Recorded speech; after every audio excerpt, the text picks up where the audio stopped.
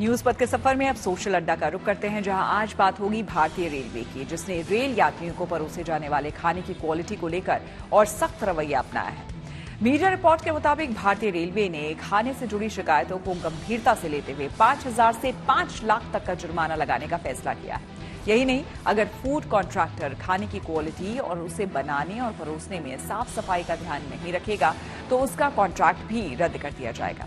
Railway board ने IRCTC को एक सर्कुलर भेजा है, जिसमें 28 अलग अलग शिकायतों के आधार पर जुर्माना लगाने की बात कही गई है। रेलवे ने यात्रियों की शिकायतों को 4 कैटेगरी में बांटा है, जिसमें टाइप 1 शिकायत को सबसे कम गंभीर और टाइप 4 को सबसे गंभीर माना गया है।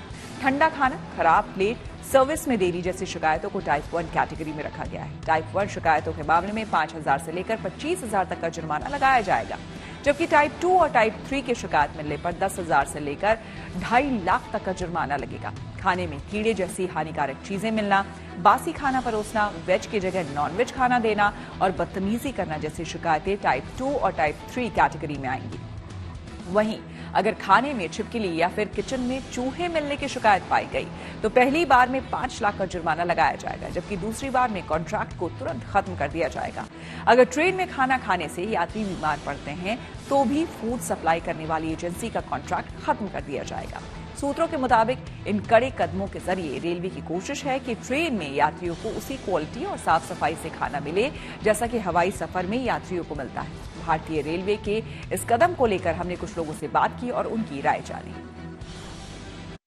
अगर हम इंडियन रेलवे की बात करें, अनहाइजीनिक फूड अगर पाया जाता है, इस तरह की शिकायतें मिल रही थी, 5,000 से लेकर 5 लाख तक का जुर्माना है वो किया जाएगा। इस फैसले को कैसे देख रहे हैं? देखिए, जुर्माना लगाना और ऐसी मुद्दे और उसको बनाना, ये तो बड़ी आम बात है किसी भी सरकार के लिए।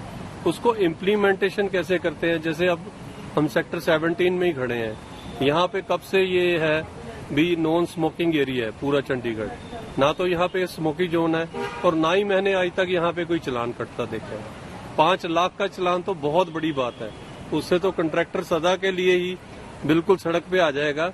पर इसको इम्प्लीमेंटेशन कैसे करना, उसको चेक कैसे रखना, सबसे बड़ी ये बात होती है। पहली बात तो ऐसा फैसला लिया गया, यही अपने आप में एक बहुत बड़ी बात है। जो अब तक नहीं हो रहा था वो हुआ, और जैसे अब उम्मीद है अगर यहाँ तक पहुंचे तो आगे भी जरूर होगा। और जब रेलवे पैसा ले रहा है तो उसकी जो क्वालिटी है, फूड क्वालिटी है, वो अगर उसको प्रोवाइड करना उनका फर्ज बनता है। जब इतने फ्रेट है, इतना आने जाने का किराया है, तो उसके हिसाब से उनको क्वालिटी भी देनी है और वो भी करना, और ये गवर्नमेंट का फर्ज है भी उनके ऊपर चेकआउट रखें। It's a very good decision they have taken. Penalty is another way कि उनको थोड़ा हम पनिशमेंट दे रहे हैं, बट मेरे ख्याल में सिर्फ इस पेनल्टी के साथ साथ इतनी ट्रांसपेरेंसी होनी चाहिए। जिस कॉन्ट्रैक्टर को कॉन्ट्रैक्ट दिया है ना, उसकी हिस्ट्री जानना बहुत जरूरी है।